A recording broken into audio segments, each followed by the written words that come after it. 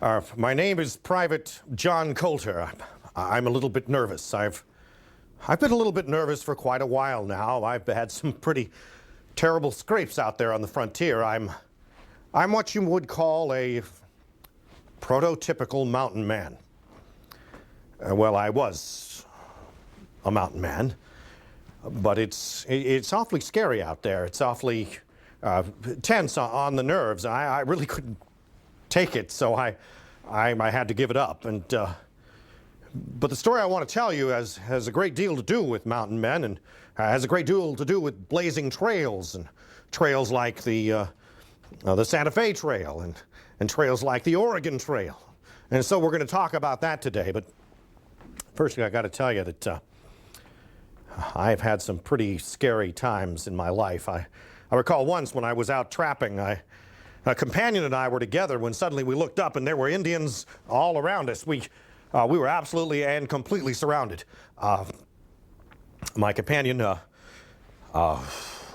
he really panicked. He tried to run. He tried to escape, and they absolutely pincushioned him, and his body dropped, and he had arrows sticking out of every part of his body. And the Indian chief walked up to me and said, "Do you run fast?" And I said, I'm as slow as a turtle. I'm just as slow as a turtle. And they stripped off all my clothes and my shoes and took away all my weapons, and they said, "Run, boy. Run." And boy, you can believe I ran. I had a couple 100-yard head start when I hear them just screaming and yelling, and a couple hundred of them are out chasing after me. And my feet are getting all ripped up from the brambles and the rocks that are sharp, and the grass is slicing into my legs. But I'm a running naked man being pursued by 200 bloodthirsty Indians who want to kill me. And there's not any chance I'm going to slow down, and so I run. It's the devil chasing me, and I don't have anything to lose, and so I'm just running. And I look back, and I've outdistanced every single one of them. I mean, they're way back there, except for one brave. No, he's actually gaining on me. I realized if he gets close enough, that spear is going to be right in my back, and I'm going to be a dead man. And so as he's almost up to me, I turn and I trip him, and I grab that spear away from him, and I stab him, and I stab him, and I stab him, and I'm off running again because I can see the rest of them just coming over the horizon, and I'm gone. I dive into the river, and I swim, and I swim, and I swim, and I hide under some timber, and I wait, and I wait, and I think I've just made my escape, but I'm obviously not ready to continue trapping. I make it back to the trading fort in 11 days and 300 miles. You know, we mountain men, we've got to be tough. You got to be tough. Well, one of us mountain men named Hugh Glass, this one tough bird, he gets attacked by a grizzly bear. I mean, that bear just absolutely mauls him, claws, rips, biting into him. He flies away. That bear is right on him again, grabs him, claws him, mauls him 3 times. And then he's just a bloody mass. And his hunting buddies come over to him, and wasn't anything they could do. I mean, he is just dead, dying meat. And being good Christian men, they're going to wait for him to die so that they can bury him. And so they wait. And they wait. And he's not dying. I mean, he's ripped to shreds, but he's not dying. They get tired of waiting. So they leave. And he still doesn't die. And so he crawls for miles till he gets to an Indian village where he makes a full recovery. Hardy men, we mountain men. How'd I get into the mountain man business anyway? Well, I was a private in the Army. I was a part of the Lewis and Clark expedition. And we had been gone for nearly 2 years, exploring all over the West. I'd seen it all. I've seen the vistas standing on the top of the greatest mountains in the West. I've seen the sparkling waters of the Pacific Ocean. And on our way back, I met two fur trappers. They wanted some help. So I asked our captains, can I go? They, not sure. Are you out of your mind? You've been gone for 2 years and you want to go back? But they said yes, and that's how I got into the fur trapping business and became a mountain man. I was gone for 4 more years trapping. You know, you trap beaver mostly. What they do is they make them into hats, felt hats. Mink you trap too. You know, it was the French. They started all this trapping business in the early 1600s. And then when they were conquered by the English in 1763, well, the English are then going to take over the business. And we Americans are kind of left out of it because they're trying to keep a monopoly and keep the hat industry in Europe going. But we get into it, and I really start getting into it when I meet this Spanish trapper. His name is Manuel Lisa. Well, he's got a bad reputation. He's a swindler. He's a con man. Well, Lewis and Clark, they hate him. There's bad blood between them. He was supposed to provision Lewis and Clark expedition, and things got all messed up there. And well, I'm going to work with him. He's quite a man. He's got a couple of objectives. He wants us to get involved with the Indians, and he also wants us to trap a lot of beaver, because that's where the market is. Now, typical mountain man is going to marry himself an Indian wife. Manuel Lisa, he married himself an Indian wife, had an Indian wife, and had another wife back in St. Louis. Like I said, scruples and morals weren't exactly his strong suit. But he does know how to organize. He organizes trappers and has us going out. You marry yourself a good Indian wife, and you do it for several reasons. Number one, you want to have good relations with the Indians. I mean, after all, the land is basically theirs. There is no civilization out there. If you're lucky, you're going to marry yourself the daughter of a chief. You're going to give good, expensive gifts to the tribe, to the chief, and horses and furs, blankets, beads, whatever they want in order to obtain a wife. Well, there's two types of trappers. There's what we call a free trapper. A free trapper, he owns all of his own equipment, owns his own mule, his guns, all of his traps, and he's working for himself as an independent. He'll go in and sell them to other fur agents. But he's different from the other type of mountain man, or the other trapper, which we'll call the hired trapper. And he's paid fixed wages by a company, and he's supplied by them. Daily life. Well, we're up at dawn. And the first thing we do is we go check on our traps. Steel traps, claws clamped shut. You put them in a stream underwater with a chain. And when the beaver comes by and looks at it and sniffs at it, the clamps grab a hold of him and it drowns the beaver. You grab him, pull him out, open the thing up, and you're going to skin the beaver. You keep the tail, use it for food. Then you're going to skin it, then you're going to set your traps again. After I do that, I may sit down, have some jerky. Made it myself. Well, my wife made it. I'll have maybe some nuts. In the afternoon, I may go hunting. It's great hunting. We're here in the wilderness, and there's lots of things out here. Always good hunting. At home, I come back to my wife. Well, home is not a cabin. I live in a teepee. We live in Indian style. My wife maintains the teepee. In the summertime, we have a fire outside. In the wintertime, we have a fire inside.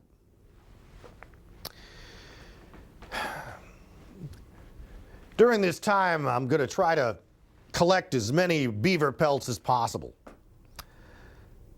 Foods. I like to eat food. Favorite food? Buffalo. We eat a lot of buffalo. You know, we would probably die in your cholesterol count of the way you people keep watching things like that, but my favorite? Fried buffalo fat. It was everybody's favorite. And many of us lived long, long lives. I guess it was the hardy lifestyle that we had.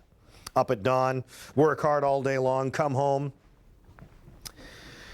In a season, we might collect 300 or 400 furs, and they're worth between $3 and $6 each. We arm ourselves well. We have what we call the Hawken rifle. It's a good, solid piece. It's 50 caliber, 54 caliber. It can drop a buffalo at 200 yards. Some of them have percussion caps. The more modern ones do. The older models will have a flint. You got a mule. Mule is your good companion. Your mule is going to take your heavy loads. You're going to pack him high with skins, and you're going to take him along. You'll use him for riding when you're riding out to get your things, but when you come back, he's carrying all the heavy beaver pelts. He's also an excellent sentry. He smells something or hears something, he'll bray out and let you know that an animal or an Indian is in the neighborhood. Well, we also have what we call rendezvous. This is where all the mountain men, all the trappers get together. It's kind of a wild and crazy time. First day is what we call hijinks, and it's lots of partying, lots of drinking. Everybody's come from everywhere. We've got trading companies that are there to accept the furs that have been trapped, the pelts. We've got Indians that are there to make bargains for more wives. It's a wild and it's a crazy time. It's a time of violence, lots of drinking, lots of knife fighting. It's pretty exciting. But you know one thing? Prices are incredibly high. Those companies, the company stores that they will set up there at the rendezvous will charge 20 times what is offered in St. Louis. I guess they've got to make their profit. Now, Manuel Lisa, he is going to set up the standard in the fur business. Don't rely on the Western Indians. The Western Indians are, they're horse Indians. They're plains Indians. They don't want to go near a swamp. They don't want to trap. So don't rely on the Indians. He's going to send out white hunters and white trappers, and they are going to gather to a central point, Lisa's Fort. And that's where I escaped to when I was stripped naked and had to run. It's on the Bighorn River. Now, there's other famous mountain men. Jim Bridger. He's a Virginian. He moved to St. Louis, worked a bit as an apprentice blacksmith, but he wasn't into that. At age 19, he sets off to explore. He gets married 3 times, 3 Indian women. They all died young. And on a bet, he's up in the Rocky Mountains, and there's the Big Bear River. And they're betting where it goes to. So on a bet, he floats down the Bear River to find out where it empties into. And he finds this huge bay. He's gone all the way to the Pacific, he thinks. It's salty. Found the Great Salt Lake. Oh, later other trappers will actually go all the way around it to confirm that it's not a big bay, it's a body of water that's salty, the Great Salt Lake. He's illiterate, but he's a great map maker. He builds himself a trading fort in 1843, and he sells supplies to people coming out west, and he gives free advice. Lots of good free advice. He's later going to return to St. Louis. He's going to scout. He'll continue to make maps. But with his failing eyesight, he's going to have to retire. And so he does. He dies in 1881, age 77. Not bad for a man whose favorite food is fried buffalo fat. Joseph Walker. Now there's a man. Born in Tennessee, his brother died with Davy Crockett at the Alamo. Yeah, he's the most organized mountain man that ever was. Every expedition he's ever goes on, he has got it organized so completely. Not like some of us who sort of go off half-cocked and get into trouble. No, this man is completely well organized.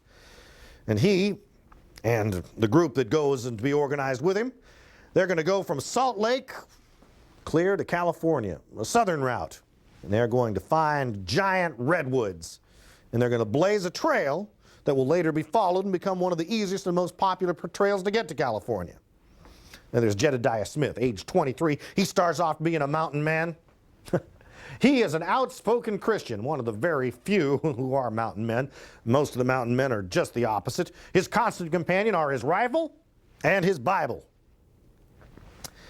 Well, he is a lucky man. He's a lucky man. He manages to cross the Rockies, the first white man to do so. He gets arrested and has several brushes with the Mexican government, who are in control of California. But he is lucky. Many of his companions are not lucky. In the 3-year time, he had some 33 companions. 26 of them are going to die violent deaths. At age 33, he is going to go with some 83 men, and he's going to go to the Santa Fe Trail, make some money. But on the way, terrible things. They run out of food, water, mainly the water. They have to split up, and then the Indians attack him. And he is attacked and killed by Comanches. But he's still a bit lucky. The last shot he does kills the Indian chief of the whole band. That's how the survivors told the story. And there's Kit Carson. He's a first-rank mountain man. His reputation for being tough originated at one of the rendezvous. There's a big French bully. Great big man, iron arms, huge, hairy, burly chest. He says he's the toughest man there, and he'll whip anybody in camp, especially any of the Americans. Well, Kit Carson is not going to sit still for that. He says, I will rip his guts. And he jumps on his horse and goes chasing after this guy, and he's on his horse. They both discharge their guns, goes whizzing right past Kit Carson. The other one smashes into the man's arm. Says, I've had enough. And subdued that bully just like that. Later, he's going to be a scout in the West for John C. Fremont and be written up in his book and become very famous. He will be a scout for the Mexican War and then a Civil War general. Now we come from the trailblazers, moving on over to the actual men who followed those trails. The Santa Fe Trail is the first one we're going to talk about. Santa Fe was established in 1610. Had a road system leading up to it from Mexico City called the Camino Real.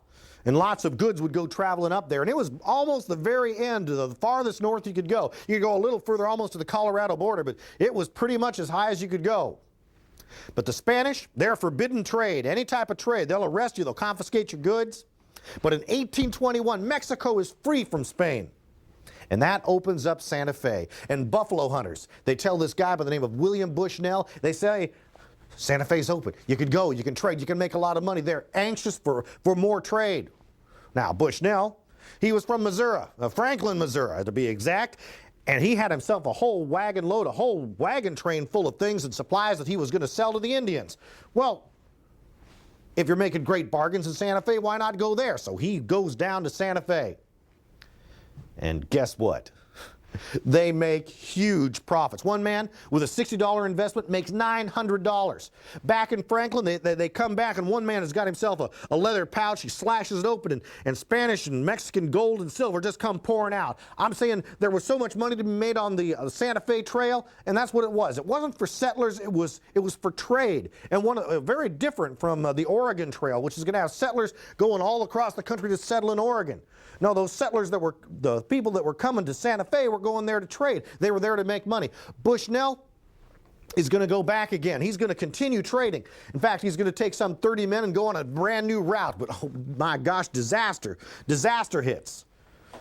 It's a desert route, and they run out of food. They have to kill their dogs. They have to kill some of their mules to drink their blood. They're out of water. They kill a buffalo so they can take the contents of its stomach and drink it. It's called the Cimarron Cutoff. They later on became a very popular route because it was shorter. But he made it through, and he made $100,000 profit. Clothes are going to be sold, furniture, spices, food, medicine, ink, paint, things that the Mexicans there in Santa Fe couldn't get, and they're paying top dollar for it, better than top dollar for it. And they're trading other things back too. And what's the most valuable thing they're going to trade? You're never going to guess. Mules. They're trading mules. And pretty soon all those mules start going to Missouri. You ever heard of a Missouri mule? They're actually Mexican mules. But Missouri got the reputation for having mules. Why? Because they came up from that trail, the Santa Fe Trail. Now, one of the most interesting characters at the time happens to be there, a guy by the name of Manuel Armijo. Manuel is the tax collector. Oh, he collects taxes all right. He's the customs director. There's 100% duty on everything that comes in. 100%. He's going to take 1/3 and give it to the government. He's going to take 1/3 for the merchant. And he's going to take 1/3 for himself. What the heck. It's the way you do business, I guess. He's later going to become governor, one of the most corrupt governors ever to be in the history of Mexico. He will have a gilded chariot that they will call the wheeled tarantula. He is not popular at all. His nephew, Manuel Chavez, they will be chased out of Santa Fe later on when the American army shows up during the Mexican War. And then we've got Oregon. Oregon has been claimed by both the Americans and the British. They don't want to fight. They've already fought 2 wars already. And in 1818, they make a treaty that allows settlers from both sides to go there. Now, there's going to be 2 types of settlers that go there. Well, there's going to be settlers who want land seekers, and there's going to be missionaries that go there for the purpose of converting the Indians. They're going to come by wagon, the settlers are. Going to come by wagon. It's going to be called the Prairie Schooner, and it's different than a Conestoga wagon. It's lighter. Why does it have to be lighter? Well, it's real simple. You are going to be traveling 2,000 miles across the prairie, across the mountains, and if you don't have a lighter vehicle, the oxen or the mules or the horses are going to be worn out and they will be dead long before you reach your destination. It can carry 2,500 pounds, and you're going to put your bedding in it, your tents, your weapons, your tools. Some people will take luxury items, their china, great big cast iron stoves for cooking. Whatever they can get in there, they're going to take. The settlers are going to go to what is called the Willamette Valley. And there, established were missions, a mission school. The Protestants did it. And one of the early settlers there is a guy by the name of Dr. Marcus Whitman. He's a medical doctor. And he goes out west with a mule train. And of course, remember, he is a missionary doctor. Does he get to fit in with this mule train? Is he going to fit in with the mountain men he's going to encounter? Absolutely not. But something happens. There is a wounded man who's got an arrow in him. Oh, by golly. Can somebody help this man out? Oddly enough, there happens to be a doctor present. He goes over there, and the man happens to be mountain man Jim Bridger. And he digs the arrow out, does surgery right there. Makes fast friends now. He has made a connection. People realize that he's just not some dude out in the wilderness, but he's actually a medical doctor. Well, he's going to go back east, and he's going to marry Narcissa. Make her his wife. And then they're going to go out west together. Now, what's going to happen is they're going to take their wagon, and it's going to get stuck in a creek, and they're going to have to continue on all the way on to Oregon on horseback. And they get there. And they establish their mission. And they're going to do a lot of preaching there. But, there's not a lot of people. In 1840, there's less than 200 Americans, but they're coming quickly. In 1850, there's 13,000. Other missionaries are going to show up as well. In 1841, 6 Jesuit priests are going to come from Missouri. They're going to be led by a man by the name of Pierre Jean de Smet. And they're going to set up their own little mission. And they're going to have a great deal of success. Why? Because they're not colonizers. They are there to help and assist the Indians. And they will have success. Now, after 11 years of preaching, the Whitmans are not having great success. The problem is this. The measles have infected and run through the whole area. And with measles running its course, there's a problem because the white children are surviving and the Indian children are dying. Well, there's only one possibility. There could only be one reason that this is happening. It's Dr. Whitman is a sorcerer, and he is poisoning the Indian children, and that's what they believe. And so the Indians are going to do something about it. Their chief, they get together, and they show up in 1847 on one afternoon, and they engage Mr. Whitman in a conversation. And another Indian comes up from behind him and takes his tomahawk and buries it in the back of his head, then shoot him in the neck. And then a general massacre happens there at the station. A total of 11 men and 2 children, and Narcissa, 1 woman, they're going to die.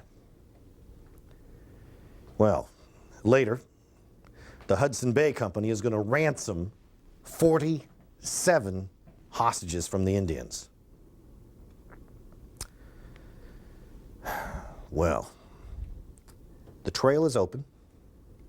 And because the trail is open, even though there's some Indian problems, people are still going to make the long trek. The Santa Fe Trail will continue to attract people looking for profit. But Oregon, the people of Oregon are looking for something else. They are looking for a place to settle. They are looking for a place to farm. And the British, with their claim,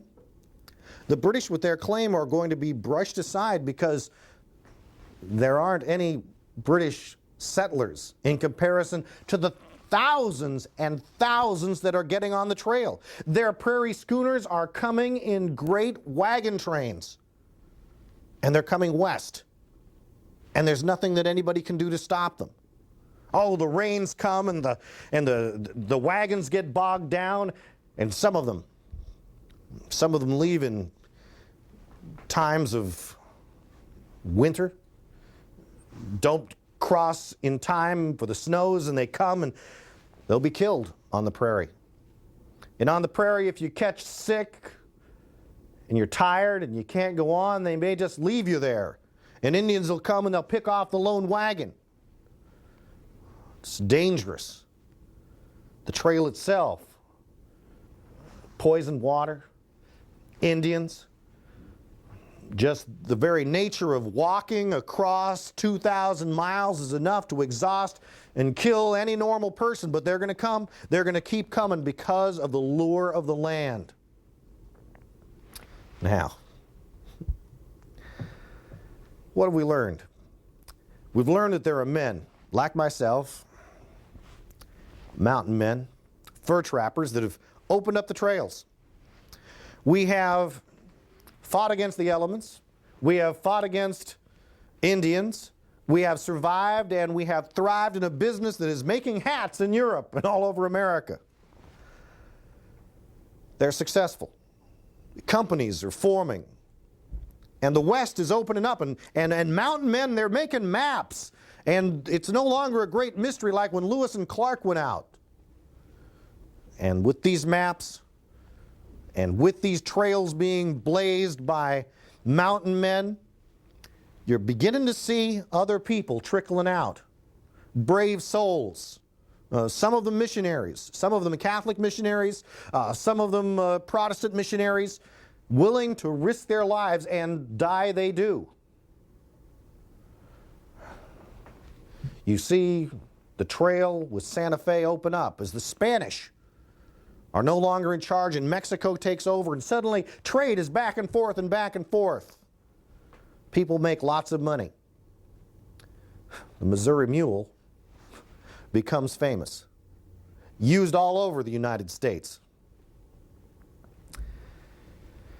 And lastly, what of me? And I told you I'm the nervous type. Well, there's a reason I'm the nervous type, is people all around me seem to die. I mean, I put myself in harm's way. I was a private. I went with Lewis and Clark. We survived that. And I survived the encounter with the Indians where I had to run naked for some 300 miles. But one day, in 1810, we had an incident with the Blackfeet Indians. And 5 men all around me are slaughtered. Just thinking about it just scares me. And I got in my canoe and I paddled 2,000 miles back to St. Louis. And I never went out trapping again. I got no credit for all my discoveries. I made no charts. I kept no journal. I tell stories, though. Tell stories about Yellowstone, about geysers, hot blasts of water that would just blast out of the earth and the boiling pots of mud and steam rising up. They thought I was crazy. And they named it Coulter's Hell.